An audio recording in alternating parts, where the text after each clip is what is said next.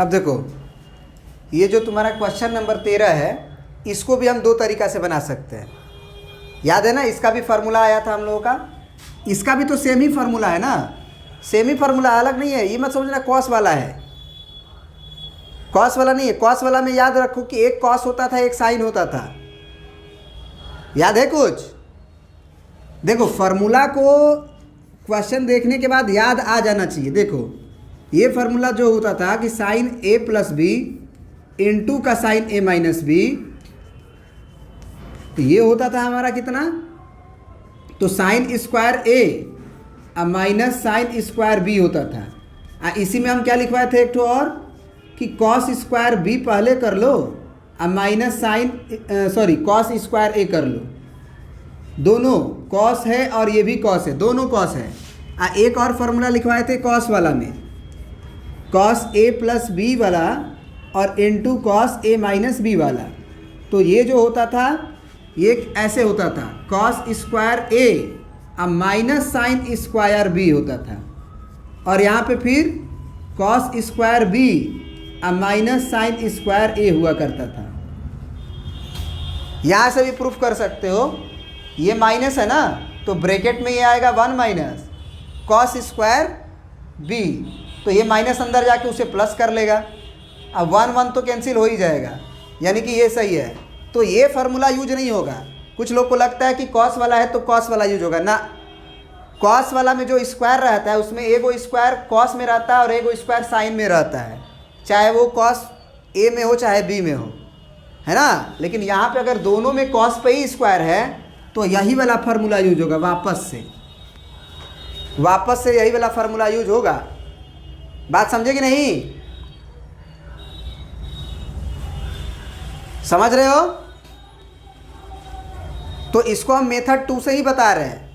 Method 1 से तो आप कह सकते हो कि A square minus B square है, तो sir A plus B into A minus B लिख लीजिए, और फिर cos C plus cos D का फार्मूला और cos C minus cos D का फार्मूला लगा दीजिए। कहोगे तो दोनों से बना देंगे, है ना। लेकिन मेथड 2 से आसान है।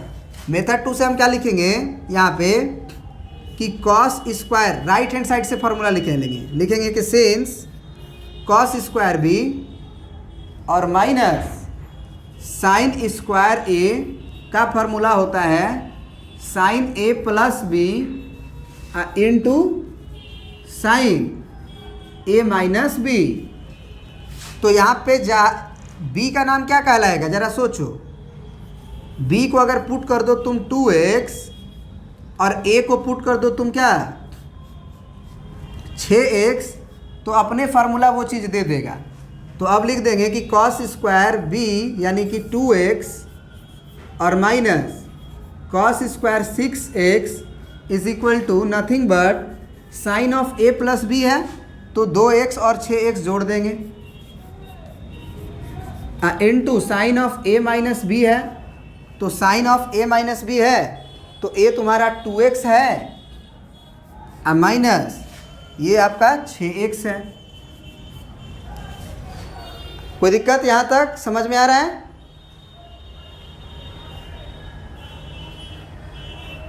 अच्छा, ये गड़बड़ कर दिए ना, b तुम्हारा 2x है और a तुम्हारा 6x है, तो माइनस का फ़र्क पड़ जाएगा।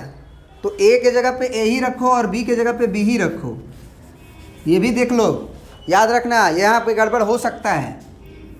ये b है और ये a है और फार्मूला में a plus B A minus B है, तो 6x में से 2x छूटेगा।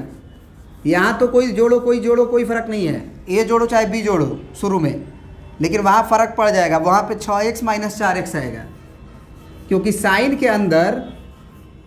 के अंदर माइनस आने की वजह से वो माइनस को बाहर खींच लेता है। साइन की ये प्रॉपर्टी है। तो ये क्या हो जाएगा, साइन ऑफ 6 2 8x, और वो हो जाएगा साइन ऑफ 6 में से 2 गया 4x। प्रूफ हो गया ये रिजल्ट। साइन 4x को हम पहले लिख सकते हैं इनटू में, और साइन ऑफ 8x। क्या मेथड 1 से भी बना दें इसको या रहने दें, बताइए। देखो, मान लो कि तुम कभी फार्मूला भूल गए कि cos square B minus sine square बराबर sine A plus B into sine A minus B होता है, तो उस समय क्या क्वेश्चन छोड़ दोगे? क्वेश्चन छोड़ने तो नहीं है, बनाना है। तो हम लोग क्या करते हैं कि इसको एक और मेथड से बता देते हैं, है ना। देखते हैं उससे भी आता है कि नहीं आता है, कोशिश करते हैं। कोशिश करेंगे तो हो सकता है आ जाए। देखिए हम लोग क्या करते हैं, इसे इस फॉर्मूला से बनाते हैं।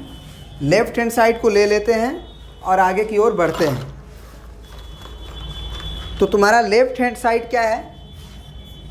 लेफ्ट हैंड साइड है हमारा cos square 2x minus cos square 6x। तो हम इसको समझेंगे कि ये मेरा a का स्क्वायर है और माइनस b का स्क्वायर है। तो इसका फार्मूला हो जाता है a plus B into A minus B. तो इसका मतलब स्क्वायर को भूल जाइए और एक बार a और b को जोड़ दीजिए और एक बार घटा दीजिए। तो ये हो जाएगा cos 2x plus cos 6x और फिर हो जाएगा तुम्हारा cos 2x और minus cos 6x, a plus B A minus B. अब यहाँ पे तुम्हें दो फार्मूला रिकॉल करने की ज़रूरत है। कौन सा दो फार्मूला? तो एक हम यहाँ लिख देते हैं आपका, किस चीज़ का? तो cos c plus cos d का। ये होता है 2 of cos c plus D by 2 into cos c minus D by 2। Formula तो याद होना ही चाहिए, उसमें वो भूलोगे तो यह याद आना चाहिए, है ना। ऐसा नहीं है कि बिना फार्मूला का काम चल जाएगा। और एक होता है cos c minus cos d। तो cos c minus cos d में क्या होता है? माइनस 2 हो जाता है पहले ही। और दोनों जैसे cos में प्लस में दोनों cos होता है, तो cos c minus cos d में दोनों साइन होता है।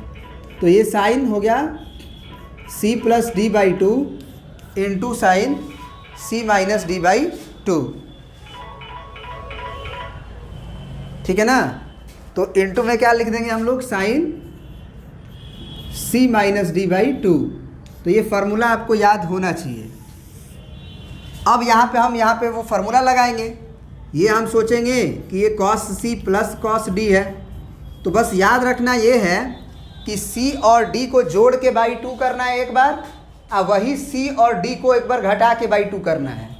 तो यहाँ पे हम 2 लिख देंगे, प्लस है तो cos होगा, और c प्लस डी बाई 2 यानी कि 2x प्लस 6x बाई 2। और इनटू में क्या लिखेंगे?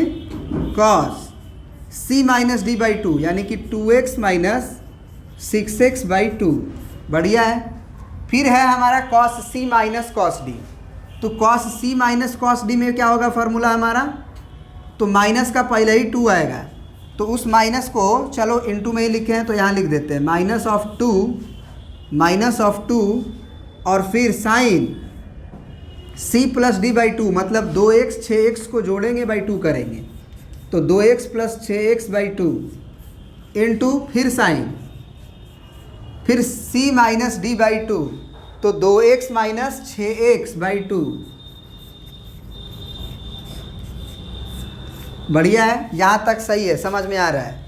अब यहाँ पे क्या करेंगे? देखो 6 और 2 8, 8 बटे 2 4, यानी कि 2 इंटू कॉस ऑफ 4x हुआ। यहाँ पे देखो, यहाँ पे एक्चुअल में क्या आएगा? कॉस ऑफ माइनस 4x आएगा। 2x में से 6x घटाओगे तो माइनस 4x आएगा, और 2 से काटोगे तो माइनस 2x आएगा। तो कॉस ऑफ माइनस 2x हो गया। फिर यहाँ पे माइनस 2 है, रहने दो, इनटू में माइनस 2 है। और साइन का आर्गूमेंट कितना आएगा? देखो, तो साइन का आर्गूमेंट में आएगा तुम्हारा कितना? 6 2 8 बटे 2 4x, और ये साइन के आर्गूमेंट में आएगा तुम्हारा माइनस ऑफ 2x। क्यों? क्योंकि 6 में से 2 घटा 4 और 4 से 2 कटेगा, तो माइनस का 2x आएगा। बढ़िया है। एक बात बता दो, ये माइनस तो कॉस गायब कर देगा, क्योंकि हम जानते हैं कि कॉस के अंदर माइनस रहता है तो वो बाहर नहीं आता है, वो गायब हो जाता है। जबकि साइन के अंदर माइनस रहता है तो वो माइनस बाहर आ जाता है। तो अगर साइन के अंदर ये माइनस है और ये बाहर आएगा, तो इस माइनस के साथ मिल के ये बाहर जो आया इनटू में वो प्लस कर लेगा, मतलब ये माइनस भी ख़त्म। किसके चलते? क्योंकि ये साइन के बाहर माइनस आएगा, ये पहले से माइनस है, वो प्लस हो गया। सब इनटू में ये कोई दिक्कत नहीं है। ये कॉस तो ऐसे ही गायब हो जाएगा क्योंकि कॉस का आर्गूमेंट माइनस में रहता है तो गायब कर सकते हैं। इसका मतलब रिजल्ट आ गया कॉस ऑफ 4x, फिर कॉस ऑफ 2x, फिर यहाँ पे भी हम लिख सकते हैं 2 इंटू साइन 4x और इंटू साइन 2x।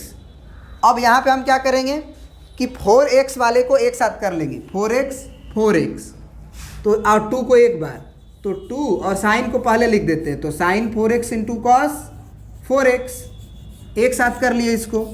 और एक जो 2 है साइन 2x और कॉस 2x इसको एक साथ कर लेते हैं, तो sign 2x into cos 2x।